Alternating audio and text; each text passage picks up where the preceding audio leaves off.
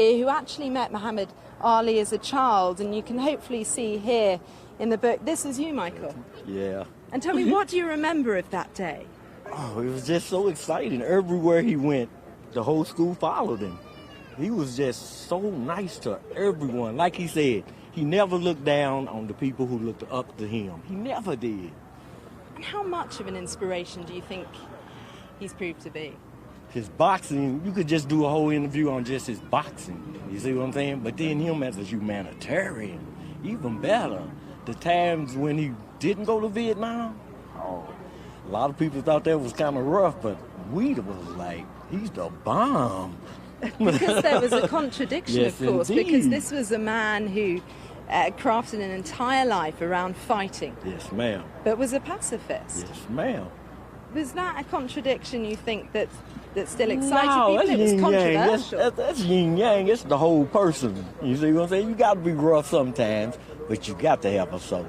If you don't have a soul, it's a wrap. And how did you feel when you heard the news and you thought back to that day? It was just like Prince. When I woke up, they said Prince was dead. I was like, no. And then, I'm like, double no. It seems like all the good people are going too soon.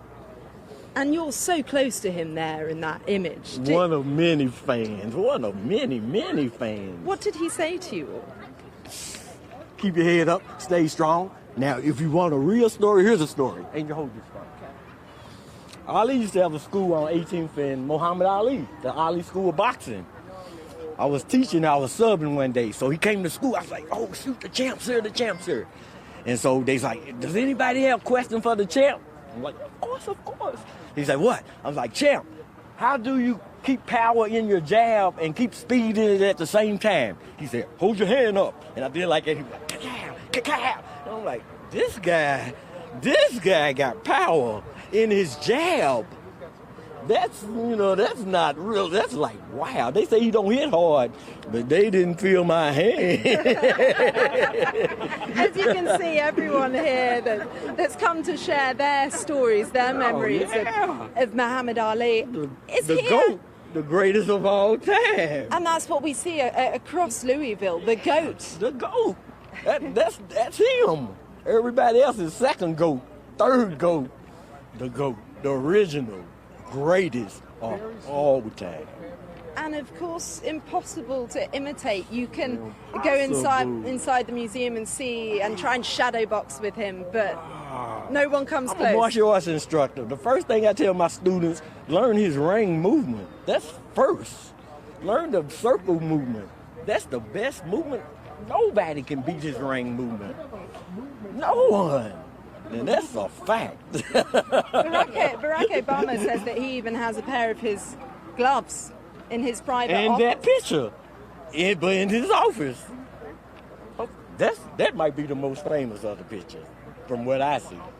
How do you measure his contribution in terms of his activism? How do you think he's changed not only Louisville, but America? Wow. He changed the world. He's global. He's a global man. You see what I'm saying? He didn't put nobody down. You see what I'm saying? I want to talk politics, but I'm not going to go into politics. He loved everybody. You could just see it in his eyes. You could see it just his heart. You could just know, like, this guy is different. You see what I'm saying? It's just that's the way he is. It's hard to explain because you just have to feel his vibes. You see what I'm saying? When you he had a fire inside. Oh, all the time. But he at the same time, he was so open to everyone. That's what I liked about him. And as a small boy there, did you go home thinking differently about what you wanted from your life? After meeting him, I wanted to learn like him. I wanted to learn how to defend myself.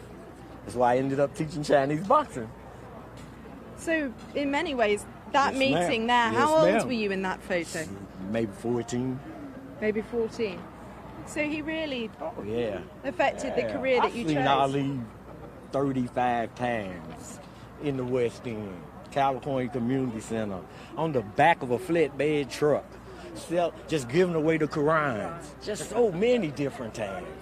And it's an interfaith service. Yeah.